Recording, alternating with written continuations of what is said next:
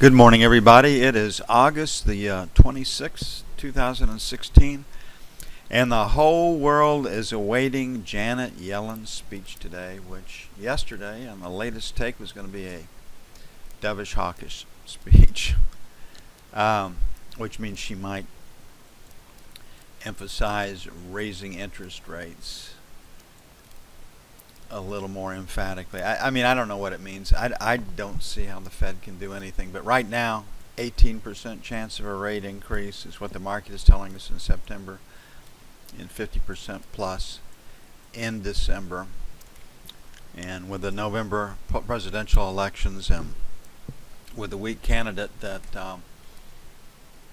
the Democrats have put up, I don't think the Fed will do anything to jeopardize their chances. So that's my take. That doesn't mean that it'll happen. Today we have old news. GDP 1.1, supposed to be up a tenth from the previous. Deflator 2.2. All we've been talking about since 2009 is that if we had to guess which experience the world would get, it would be pretty close to Japan, which is stagflation since the 1990s. And you can just see it right there. Economic growth 1.1, inflation 2.2. That's the best definition I know of stagflation, right there staring us in the face. And overregulation, government policy, and government taxes have brought that to the United States. Trade deficit 61B. Corporate taxes minus 2.3 last time. Expected to be more than that. And consumer sentiment 90.7. That can come in lower than forecast. And the big news of the day will be Yellen. Comes out at the same time consumer sentiment does. So I just think the market will be on hold until Janet picks up the mic and talks, and Baker Hughes.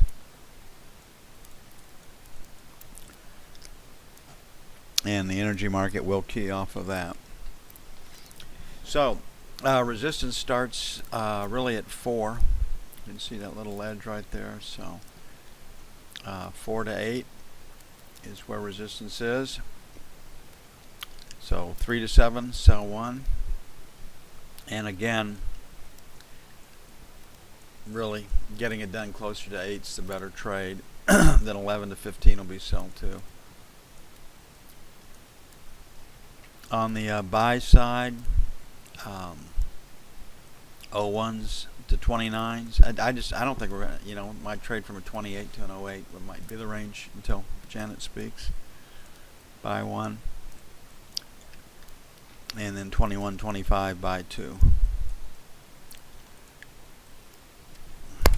If Janet says interest rates increase sooner rather than later, I expect treasuries to trade down.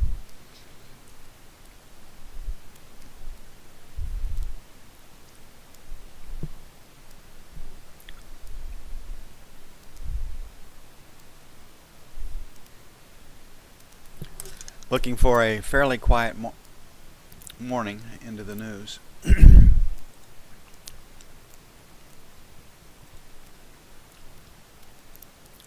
Looking at the 30-year, we're at 23, so 28 to the buck. First area, 3 to 7, sell 1. 15 to 19, sell 2. On the buy side, 16 to 20 is number 1. Pick up 9 to 13, buy 1. 29 to 01, buy 2.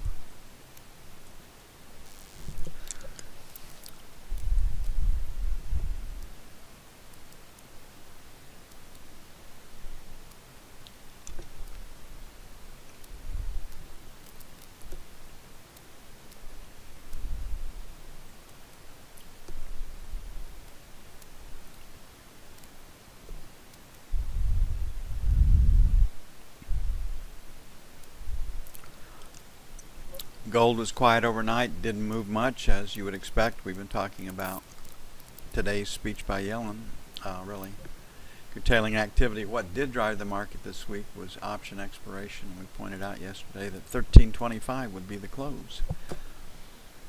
and it was pretty close to that. I think it was 13.25.90. So here we are at 31, 24, 26 by 1, by 2, 19 to 21. Now go with markets tend to get about 50% into these single prints, so that's 37.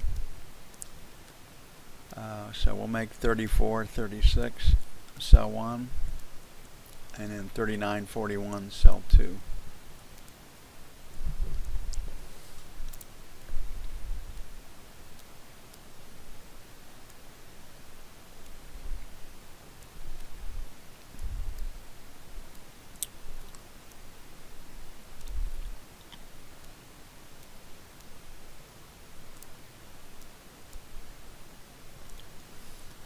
Okay, if Yellen is hawkish, more so than expected, that would take the euro down because we'll be paying higher interest rates sooner. They're not going to be paying higher interest rates at all. Can't. If she's pretty dovish, I mean, you've got the top of the trading range basically at 113.50 and the bottom of it at 112.50, so we've been in a fairly tight range.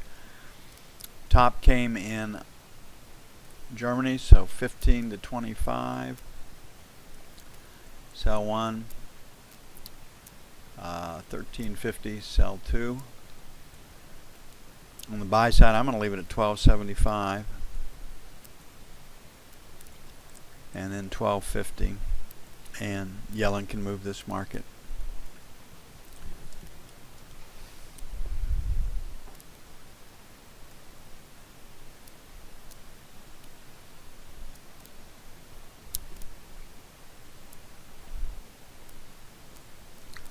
Crude oil.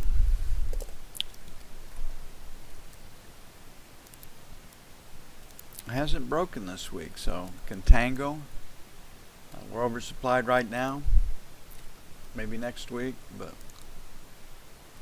at the end of the month or the start of next month, maybe not. And several articles out this week about the fall in Venezuelan production. Might be absorbing or soaking up the extra supply.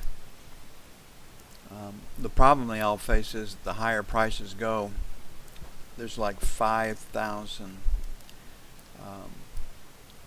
tight sand wells that have been drilled in the United States that are inventory. They can be brought on, they can be turned on quickly. And one of the things about horizontal drilling as opposed to vertical drilling, in vertical drilling, you got one hole, you got one pipe to bring it out of, and however thick the formation is your production zone. In horizontal drilling, your production zone can literally go as far as you drill it. You can have thousands and thousands of feet of production, so you can shut those wells on and bring them back pretty quickly. You don't stand a chance of losing production as you do in a vertical one. So the higher prices go, the more oil comes out of the ground. Okay, 47, 50, 75, sell 1. 48, 48, 48 and a quarter, sell 2. On the buy side, 46.50, 46.75, buy 1. And then 46, 46 and a quarter, buy 2. Don't look for much of a day today in crude. If you had to make a trade, you're looking at a B, you do it from the short side.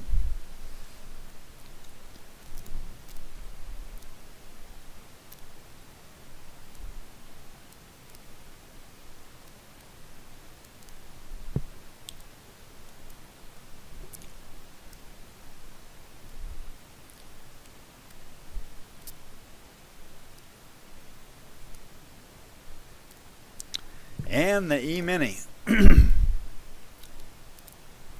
A dovish statement by the Fed takes the E-mini higher. A bearish statement by the Fed takes the E-mini lower. And then it gets down to whether they believe the Fed or not. So we're at the low end of the trading range. If you had to take a trade because the market, and this isn't much of a trading range, that's 90 to to 70 basically. 20 points, because the market has had a little bit of selling into this. They had to take a position right before Yellen picks up the mic. Just because it's sold, you'd be long. So we'll see if that dynamic plays out. Here we are at 73. We have that low at 68. So 71, 69 buy 1. 65, 67 buy 2. Basically buying 65s to 70s. On the sell side, just where we were yesterday, a little bit higher. Instead of 74, 76, we're 75, 77. And then 79, 81. And my guess is Janet's not going to say anything that hurts the stock market, that the rally is still on. And we'll see if that happens.